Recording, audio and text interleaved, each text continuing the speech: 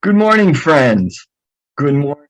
Good to see you this morning. Chilly morning this morning, but it's a good day. Boy, is that sun glorious today. Definitely needed the sunglasses and even the sun visor down in the car. Driving around today, the kids needed the visors down to help them in the back seat. Um, Back seats, plural, I suppose I should say. But good morning. I'm Brian. I'm the pastor here at Christ United Methodist Church in Waynesboro. Uh, they call me PB. People call me PB, and so that's why we are PB reads the Bible, and we are on episode episode 7 on our journey through Matthew. Today is Wednesday, the 24th. And so today is going to be it for the week because tomorrow is Thanksgiving. Friday is my Sabbath, so it's a day we don't usually do the Bible readings anyway. Um, excuse me. But and so then we'll be back at it on Monday with episode 8. Episode 8, but today is episode 7. So just a few things to mention and talk about. Well, you know this first thing I'm going to say, don't you? Time to check in. Time to check in. Romper room roll call. Go ahead and let me know that you're watching either live or some other time. It doesn't matter to me. Good morning, Cheryl. Cheryl's checking in. First one to check in. Good morning, Cheryl.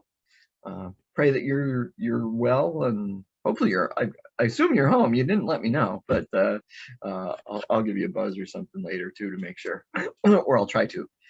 I have several notes here listing. These are like all the things I need to do today. So it's a busy day, and it's also only a half day for the kids. So I have to be ready to go drive the kids home this afternoon about 1 o'clock. 12:50, I think is time. Good morning, Marilyn, checking in. Of course, you can also use the comments section to let me know things you want me to be in prayer about, and let each other know things that we want to be in prayer about. This is a community. We are a community of faith, and it's important to be in prayer for each other. You can also use the comment section to do what? Leave comments about the videos, about what I say, or questions, especially questions. And even if you're not live well, first of all, keep in mind that sometimes Facebook doesn't let me see your comments right away, but I do go back in later to double check to see who else might have been here and to see if there were questions or comments that I need to address. You can also send me that kind of stuff through texting, 570-351-1619. Again, acknowledging that sometimes I don't see it right away. I try to, but since I have my phone silenced, I might miss it at first. But I will get back to you either directly or maybe the next time we do a video, I will address it there and address it that way instead. So good morning, Marcia. Good morning, Annie. Oh, Annie Kiss. No, I haven't seen that name before. So good morning, Annie, and welcome. Good to have you joining us as well. This is wonderful stuff. Announcements. Just as a reminder, if you're in the area, we would love to have you help us out on Saturday with hanging of the greens, so to speak. Although, yeah, we're going to be doing some hanging of the greens, but we're going to be putting up other stuff that's not green as well. Some perhaps non-traditional decorations and things as we quote unquote set the stage. We're going to put a lot of stuff up front to help center our focus on our theme, which goes along with our series, The Inn. So again, so show up on Saturday and help us do that. We won't just be working in the sanctuary; we'll be working in some other places as well, of course. And just love to have you. More hands make for light works, is what they say. But we can still use some stuff too, especially crates. If you've got some wooden crates that you wanted to let us have for a few weeks, I think we can use more of those. We're just trying to make things three-dimensional and pop and all that kind of stuff. Maybe a lantern or two as well. Anyway, Sunday is Advent. It's the first Sunday of Advent. It's the first start of our new series, The Inn. I know I had promised that the video would be out earlier this week, and I'm sorry about that. We were having some troubles actually with our computers and our internet and accessing server, etc., stuff that's way above my head. But we will be posting that video today for sure, showing the video for the trailer for The Inn and inviting you to join us. And that is throughout the series of Lent, throughout the series of Advent and Christmas. We'll be using that series. The Sunday after Christmas is on a Saturday this year, so Christmas Eve, of course, will be on Friday. It's on the 24th this year, and Sunday is the 26th. We'll be having a cantata as part of our worship service that morning, and we are only having one that day. It's sort of a tradition. We, rather than having the 8:15 and 10:45, we just do one service, and that'll be at 9:30, and we'll be cantata will be taking place as part of our worship service that morning. So this Sunday, though, of course, we do have the two, 8:15 and 10:45. 8:15 is in person only. 10:45 is also live streamed. So wonderful, cool. Oh, and if you wanted to participate, if you're in the area and you want to participate in any of the upcoming Sundays of Advent, I can use some worship participants taking part in the service. That's enough announcements. Plenty of stuff. So we're going to read chapter 7 today. We're going to do chapter 7 of Matthew. This is the third and final chapter segment, third of the Sermon on the Mount. Sermon on the Mount covers chapters 5, 6, and 7. So pretty much dead center, I said yesterday, was prayer, and in particular the Lord's Prayer. That's like the centerpiece of Matthew's version of the Sermon on the Mount. He put it together for that purpose, and piety is the centerpiece. It's pretty much all of chapter 6 is about piety, and then smack dab in the which goes along with his idea for righteousness, and and being righteous and all that kind of stuff. And then smack dab in the center of the idea of piety is prayer, and that is centered around the Lord's Prayer, this sample prayer of Jesus, which some people are calling it that these days. Rather than saying the Lord's Prayer, they're saying the Jesus Prayer. I can go along with that, I guess. Calling it the Lord's Prayer, of course, is ancient and non-denominational. It crosses denominational bounds because most people refer to it that. We have for I'm going to say hundreds of years. But maybe the word Lord anymore doesn't mean what it used to, means something different. So we've got that going on. Hang on one moment for me. Sorry to do this to you. Hang on one sec.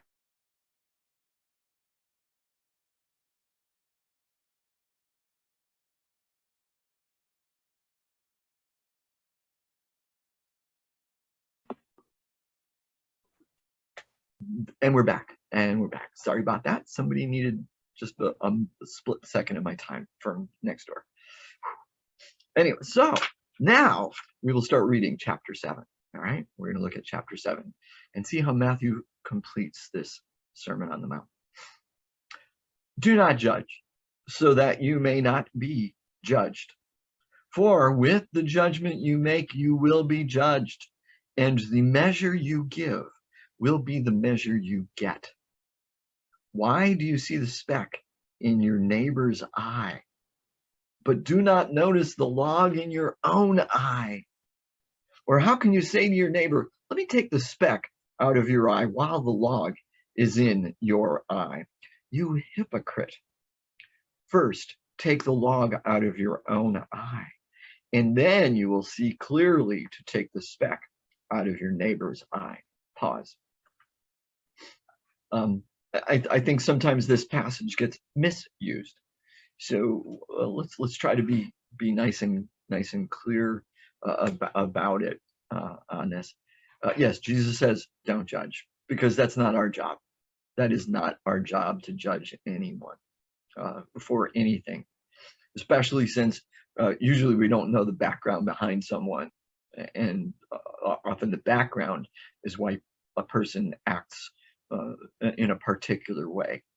And if we more fully understand their background and who they are and what they've gone through, we would probably be more understanding of a person's behavior. But so the idea of judging would be that, especially misjudging and knee-jerk reaction to someone, and coming down very hypocritically. And Jesus studies use that word hypocrite, um, which means a hypocrite in at the time the word was used for an actor. An actor was a hypocrite. It's a person who puts on a mask. Person who puts on a mask. So maybe that's a pretty cool understanding for hypocrite. You're wearing a mask when you're acting in that way, and your true self is underneath, and it's different than what you're putting out there. And so you're being a hypocrite. You're being a hypocrite. But so the idea is to not judge. It is pretty clear there, especially that knee-jerk reaction of type judgment and being hypocritical and coming down super hard on someone, just flat out telling them, you're wrong and you're a sinner and going to hell and all that kind of stuff, would definitely fall into this idea of not judging. And Jesus makes that analogy of the wood, the speck in the eye, of course, being small, versus a log being something big. And no, he's not literally talking about your eye. He's not even talking about an eye symbolically the way we've been talking about eye as far as what you see in the world. But it's just something that clouds your vision because of your sin, is really what he's talking about at that point. So your sin. So you're judging your neighbor for their sin, which he's kind of saying is, by comparison to you, minute compared to your sin. I love C.S. Lewis's quote, and I don't have it right in front of me, so we might end up saying that this is sort of a paraphrase, but he says, mostly the reason I don't like your sin is because it's not my way of sinning. It's not my way of sinning. So we're kind of okay with our own sin, but we're not with somebody else's. I've often heard that expression, love the sinner, hate the sin, and they point to this, and that's not what Jesus is saying. That's not what Jesus is saying. He's because that sounds judgy. That is being judging in doing that. We might say we're not, because I'm loving the sinner. No, you're still judging, because you're judging what they do. I heard somebody else, and I don't remember who it was. Well, it was a friend who once posted it on Facebook, but it was someone else that they were quoting. I don't. He said, and I'm trying to remember the exact wording. They say love the sinner, hate the sin. He said, I can't be bothered with that, because I really should be too busy hating my own sin. Hating my own sin. That's probably clearer to what Jesus is saying here, because he is saying about, look, examine yourself. You've got that log in your eye. You need to work at that. And if you want to help your neighbor with their speck, you better first get the log out of your own life, out of your own eye. Get your sin out of your life before you try to help your neighbor. Now, Jesus is not saying that we shouldn't help our neighbor with their sin, or help the other with their sin, but make sure we've done the work to take care of, especially our big ones, before we do that. Although we might also add to that, saying, are we ever truly going to get the log out of our eye? Maybe, more likely, maybe we can change it from a log to a stick, or a twig. Hopefully, we would be able to shrink our log down to a speck, to help see clearer and help our neighbor. Continuing.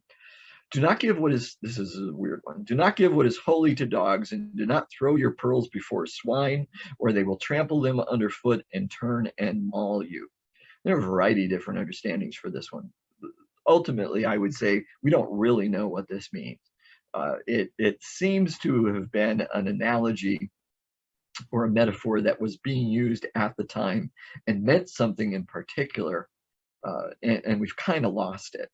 The best understanding that I've ever seen or been given to it, the one that seems to make the most sense, is Jesus talking about spreading the message, about telling people about God and this holy message and all of this important stuff of the gospel. Broadcast is waiting for a signal. It should resume shortly. Uh-oh. Da-da-da. Hopefully this is still working in other ways. I hope. Let me know if I've lost you. So Jesus is saying, don't keep trying to do that in front of some people, because they're just not going to accept the message at some point, and at some point they're going to try to hurt you. So that's possible. That's possible. We don't know that that's for sure what Jesus was saying, but it is possible that that's what Jesus was talking about. Continuing. Ask and it will be given to you, given you. Search and you will find. Knock and the door will be opened for you. For everyone who asks receives, and everyone who receives finds, and for everyone who knocks, the door will be opened. Is there anyone among you who, if your child asks for bread, will give a stone, or if the child asks for a fish, will give a snake? If you then, who are evil, know how to give good gifts to your children, how much more will your Father in heaven give good things to those who ask him? Pardon me, I'm going to try something here. And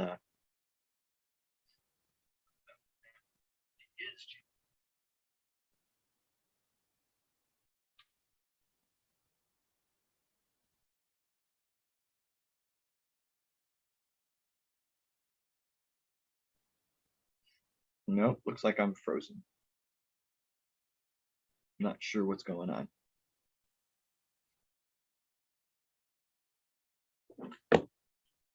No.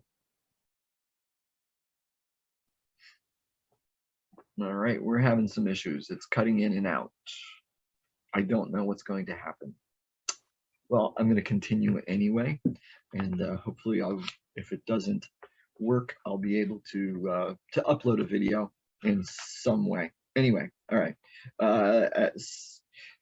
Asking it will be given to you, seeking you will find, knock and the door will be open to you. All sound crystal clear and understandable.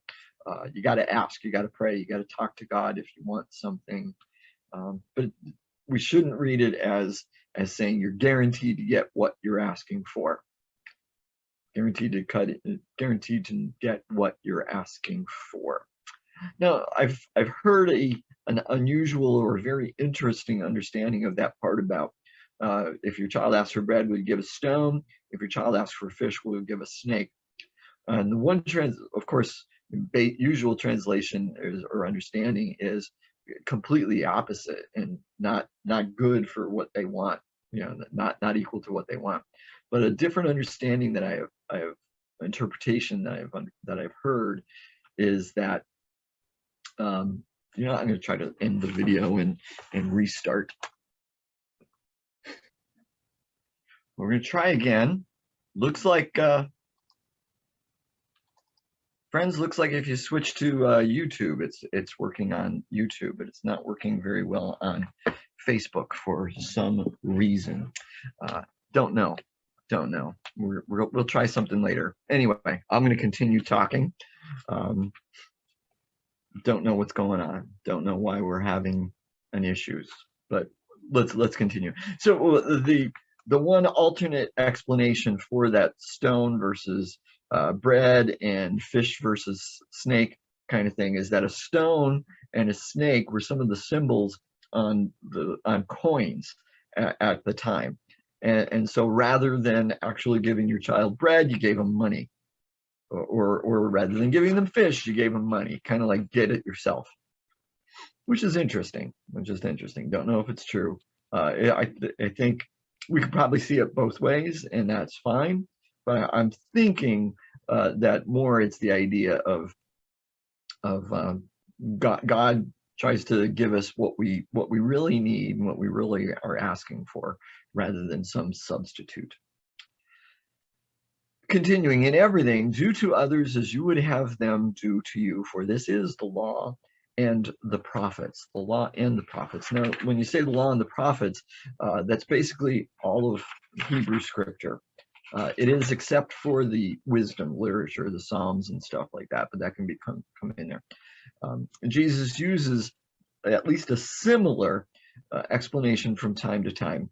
And we can read that, we read that as the golden rule, but it's also like the key commandment. It's the commandment on which everything else will turn. If you do this, it's tied to, anyway. It is missing the part about loving God with all your heart, mind, and strength, but it is connected to the great commission or great commandment by Jesus, as far as love your neighbor as love God with all your heart, soul, and mind, and love your neighbor as yourself, which is basically that do unto others as you would have them do unto you. And if you do that, you're not going to break any of the other rules. You're really going to do everything that God asks you to do. Continuing. Enter through the narrow gate, for the gate is wide and the road is easy that leads to destruction, and there are many who take it. For the gate is narrow and the road is hard that leads to life, and there are few who find it. Which Jesus's instructions here are really about kind of following those rules and stuff like that. And it's tied into the do not do unto others as you would have them do unto yourself. It can be easy. It can be easy to do the wrong thing. It can be very easy to do the wrong thing. And very difficult sometimes to do the right thing. And there are few who find it. Continuing. Beware of false prophets who come to you in sheep's clothing, but inwardly are ravenous wolves. You will know them by their fruits. Are grapes gathered from thorns or figs from thistles? In the same way, every good tree bears good fruit, but the bad tree bears bad fruit. A good tree cannot bear bad fruit, nor can a bad tree bear good fruit. Every tree that does not bear good fruit is cut down and thrown into the fire. Thus you will know them by their fruits. Not everyone who says to me, Lord, Lord, will enter the kingdom of heaven, but only the one who does the will of my Father in heaven. On that day, many will say to me, Lord, Lord, did we not prophesy in your name and cast out demons in your name and do many deeds of power in your name? Then I will declare to them, I never knew you. Go away from me, you evildoers. Pause. Now, sometimes we separate those two paragraphs, but it's important for them to be together because they are connected. The first one is that warning to not listen to false prophets. And how do we know, though, if a person is a false prophet? It says outwardly they look like sheep, but inwards they're ravenous wolves. Jesus's keys here, he gives us the way to judge, not to judge, but to discern if the person is a false prophet, if they're telling me the right things or the wrong things. Are their actions matching up with their words? Judge them by their fruit. Are they producing the fruit of the kingdom? Are they producing the fruit of the kingdom, or are they producing something else? And that is how you can tell if it's a false prophet, if they are if they're a wolf wearing sheep's clothing. And that's where that analogy comes from. We use that still, right? So outward appearances look good. This is tied back into that whole idea of being a hypocrite, And so this last paragraph is tied to that same thing. Jesus is saying, some who come to me and say, Lord, Lord, didn't we do all these things in your name? Well, you may have tried to, but you were wearing a mask. You were wearing a mask, and your fruit does not match up with what you said. Your fruit doesn't match up with what you said. Continuing, everyone then who hears these words of mine and acts on them will be like a wise man who built his house on rock. The rain fell, the floods came, and the winds blew and beat on that house, but it did not fall, because it had been founded on rock. And everyone who hears these words of mine and does not act on them will be like a foolish man who built his house on sand. The rain fell, and the floods came, and the winds blew and beat against the house, and it fell, and great was its fall. So Jesus is saying, again, it's matching your actions with your words and putting these things into practice. What kind of things is Jesus talking about? Well, everything he said through, well, I should say, what is Matthew talking about? Everything that Matthew has put in this sermon of Jesus. These are all things that Jesus said, just not all at one time. Matthew has coalesced them into this one piece.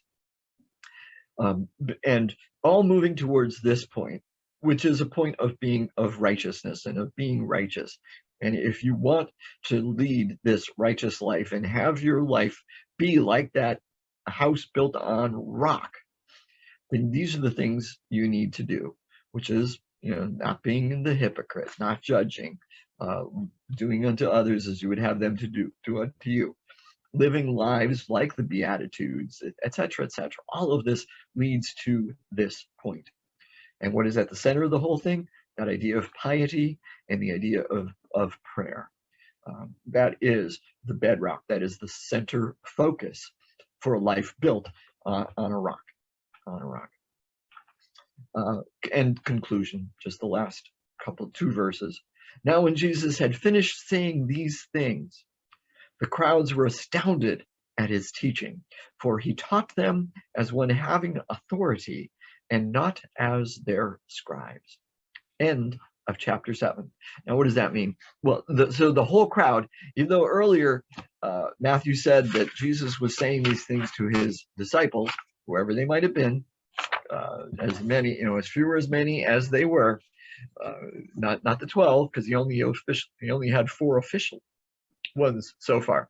But now it's the whole crowds have heard him. The whole crowds have heard him, and they were amazed at the things that he said, because he taught with authority, not like their scribes. What does that mean? Well, because he spoke with power, and he spoke very clearly, and it was just in his manner of speech. And so Matthew is making that point of Jesus really knowing what he's talking about. He's definitely not the false prophet. He's definitely not a wolf in sheep's clothing. And the crowd could tell. The crowd could tell. So, my friends, that's it for today.